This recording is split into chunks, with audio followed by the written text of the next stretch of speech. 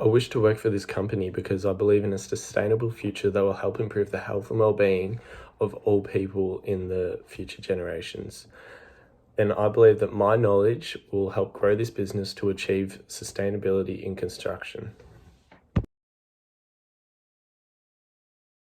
In terms of sustainable resources for construction, I'm most interested in developing the use of passive houses.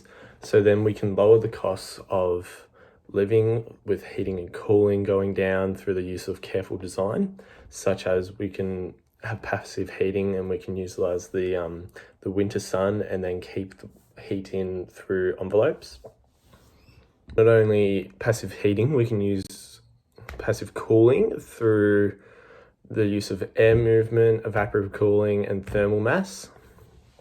What I think is interesting about thermal mass is that it will use the sun to heat up the mass during the day, and then at night it'll let that heat out. And so during the day it stops the heat from coming in, keeps it all cool, and then at night you can stay warm, which is a very cost-effective way of heating and cooling your house.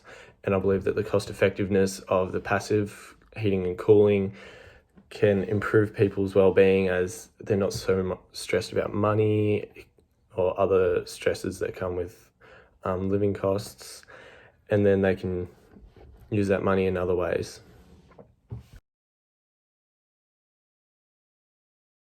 We all may know our future isn't looking bright if we continue on this path, and a large majority of that is from construction, as in almost 50% of landfills from construction.